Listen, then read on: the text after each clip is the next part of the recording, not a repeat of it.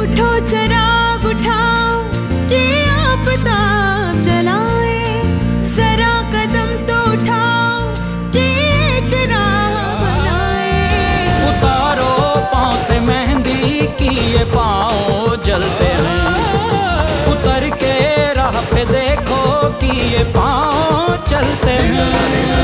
क्योंकि जीना इसी का नाम है, क्योंकि जीना इसी का नाम है, क्योंकि जीना इसी का नाम है। महाभारत तो आपने पढ़ी होगी मामा। अच्छा, तो महाभारत सुनने के लिए बुलाया मुझे तूने यहाँ। देख माया, मंगत और मगरमच्छ अगर एक बार बाहर आ जाए तो मुंह में शिकार दबाकर ही वापस जाते हैं। अगर बातें बनाने से रण जीते जाते तो ना मेरे मंगत मामा कभी हारते, ना मामा शकुन। तू चाहती क्या? यही कि जिसे जेल से आपकी बड़ी बड़ी बातें नहीं छुड़ा सकी, उसे मेरी छोटी सी चाल में बाहर की हवा खिला दी। हरीश, हरीश, भूले तो नहीं हो गए, पर फिर भी याद दिला दूं। बच्चों के व्यापार के मामले में पकड़ा गया था वो। सुना था कि बड़े घर से भी कुछ लेना देना था। बाहर निकाल लिया मैंने उसे। अब वो मेरी चौखट पे पीपल के पत्ते टांग रहा है। बस एक बार उसने पुलिस के सामने मुंह खोला तो चाचा तो गए तीरों की शैया पर।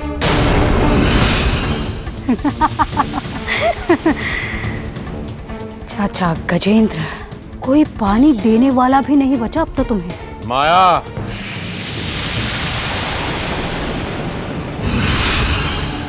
जीजा हैं वो मेरे, तीरों की शैया पे नहीं, मखमल के गद्दे पे सोते हैं। और जब तक मैं उन्हें गाल बजाने से कुछ नहीं होगा।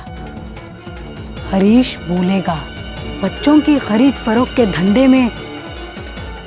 अब चाचा गए मामा,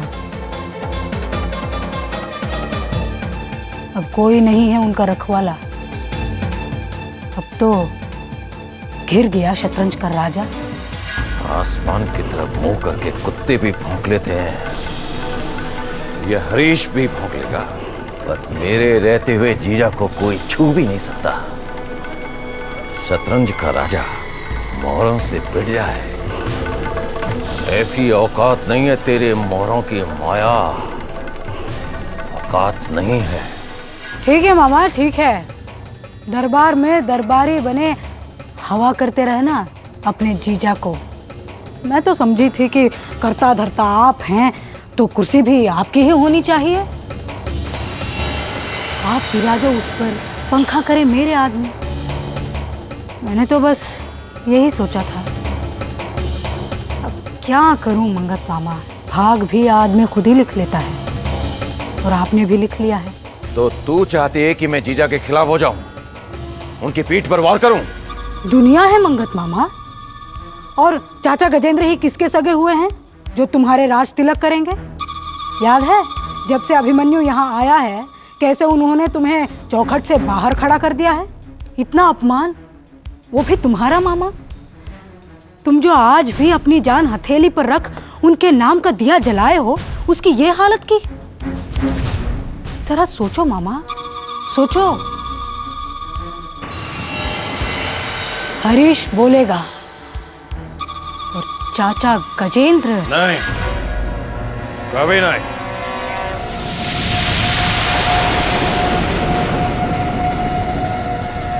मैं जीजा को कुछ नहीं होने दूंगा, पर हां, ये हरीश काम का आदमी है। इसके कंधे पर बैठकर झंडा जरूर फहराऊंगा।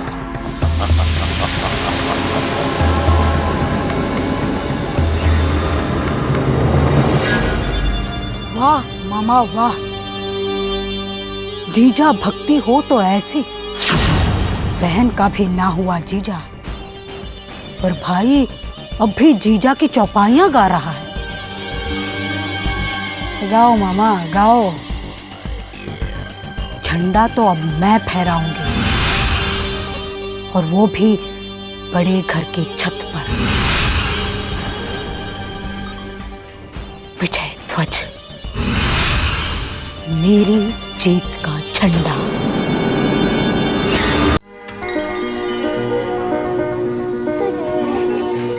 अरे कुसुम, तूने स्कूल आना क्यों बंद कर दिया? अम्मा आने नहीं देती। पर क्यों?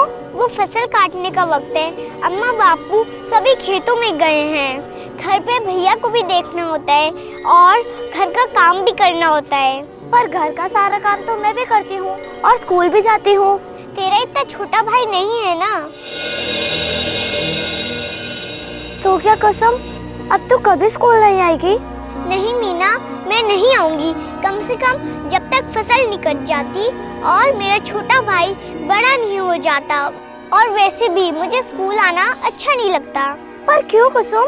पता नहीं, पर वैसे भी मुझे घर पे रहना अच्छा लगता है। पर स्कूल में तो इतना मजा आता है। हम सब कितना खेलते हैं और नई नई बातें भी सीखते हैं। कौन सी नई बात? अच्छा, तुझे पता है कि आसमान नीला क्यों होता है? क्योंकि वो नीला है। नहीं री, क्योंकि वो नीली रोशनी दिखाता है, वो नीला है नहीं। ये क्या कह रही है तू? अरे बुद्धू, तूने कभी इंद्रधनुष देखा है? हाँ, मैंने देखा है। कभी कभी बरसात के बाद दिखता है। उसमें 7 रंग होते हैं ना?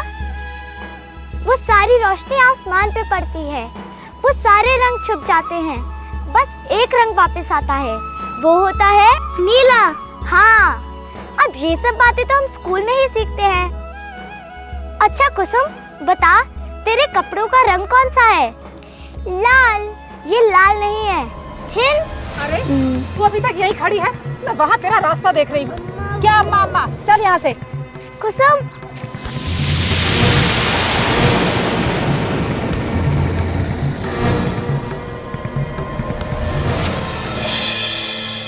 ला, ये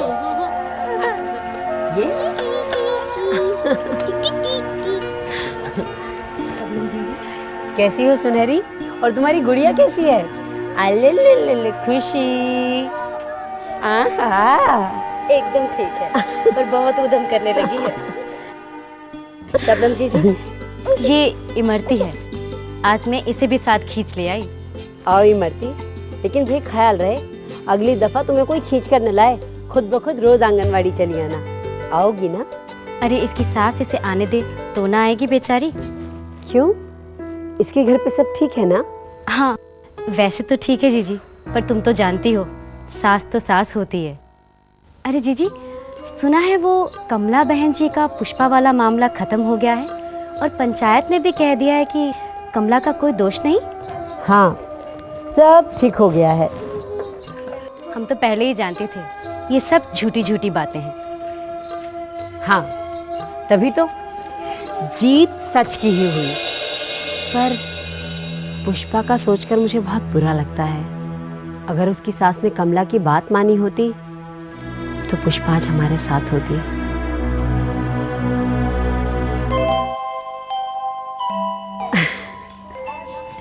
देख सुनहरी, तेरी बेटी कैसे खेल रही है।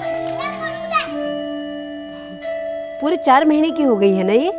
हाँ, अपना ही दूध पिला रही है? हाँ, सिर्फ अपना, यहाँ तक कि पानी भी नहीं। नर्स बहन जी ने सब समझा दिया था।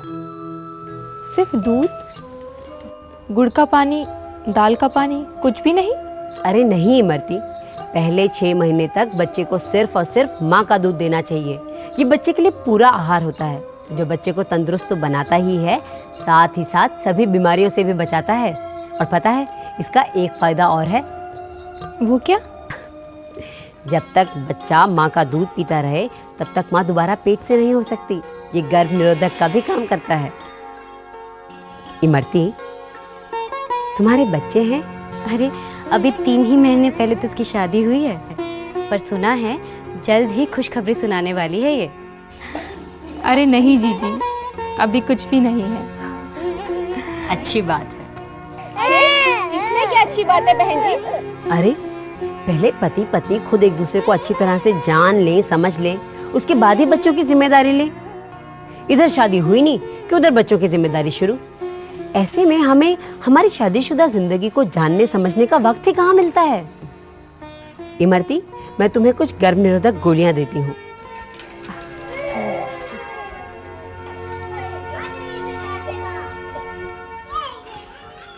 ये लो, जब तक बच्चा ना चाहो एक गोली रोज खाना, और जब चाहो तो गोली खाना बंद कर देना।